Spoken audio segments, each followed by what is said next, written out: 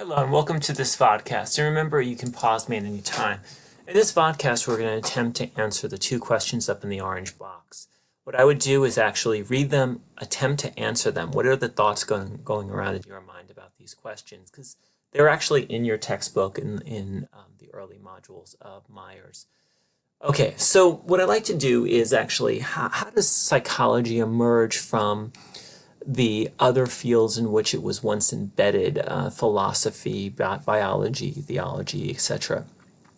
Well, the creation story, so to speak, in psychology points back to one person named Wilhelm Wundt, who had a lot of experience and interest in philosophy and biology. And Wundt is in Germany in the 19th century. And what Wundt does, why psychology is thought to become its own science, is he actually starts to use experiments. And this may sound like a simple thing. Experiments rooted in, remember that word, empiricism. But what's key to the types of experiments he does is that he standardizes the procedures. And his early experiments, believe it or not, I know we most associated him with structuralism and introspection. His earliest experiments were actually on direct observable behavior. And Myers talks about this, by the way, in the book. So he talks about it on page 3 in module 1.2.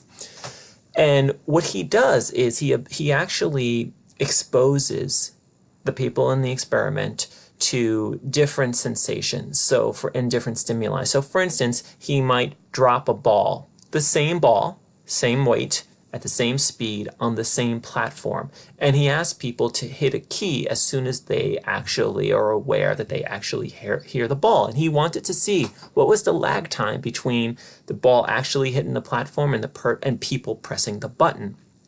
Why this is so important is he was able to measure.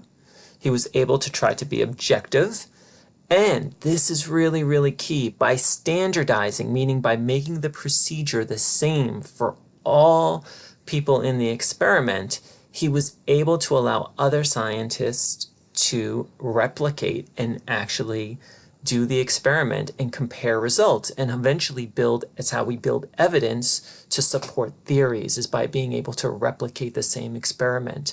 So that's why it's considered a science, is he uses experimentation in which he standardizes the procedures, and people are then able to replicate those experiments and to find evidence to support a theory.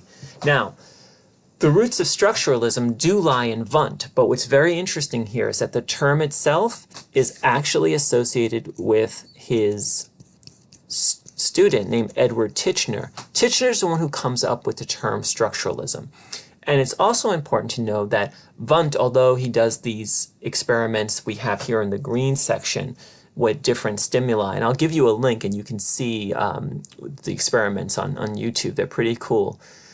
Wundt is also interested, remember, he's influenced by chemistry, and he wants to know the makeup, just like we want to know the makeup of different compounds and substances, like what are the atoms, what are they made out of, what are the elements they're made out of. Wundt wants to know, well, what is the mind comprised of, and what is conscious experience comprised of? Now, you won't need to know the details of that. You'll just need to know that that's what they were trying to figure out. The components, the smaller pieces that build up and create mind and create conscious experience. And what they use for this is they use introspection. They are still trying to be as scientific as possible about this and experiment on people, but it turns out to be rather unreliable, introspection.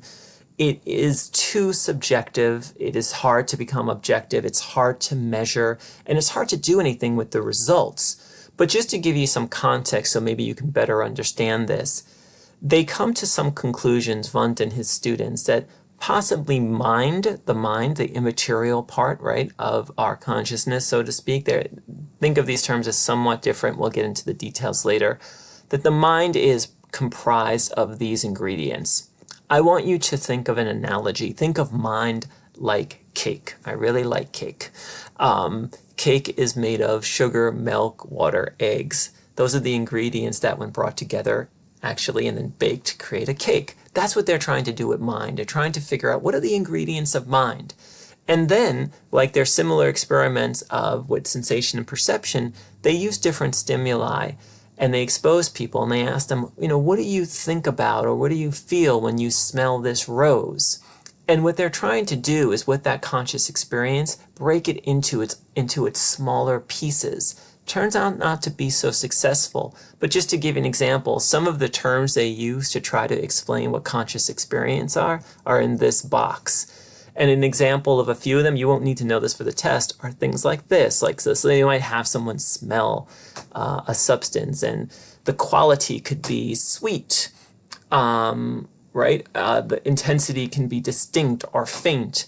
And then they came up with this term called feeling tone, and that can be pleasant or unpleasant. And again, you won't need to know the details, but sometimes having that background helps us understand the concepts a little bit more. So I hope we figured out how psychology became a science, and the roots of structuralism lie in Wundt's experiments in introspection, in trying to figure out the roots of the mind, the ingredients of the mind, and the components of conscious experience by exposing people to stimuli and having them try to express how they feel or what they think about as they are exposed to that. And that'll wrap up this one on these two topics.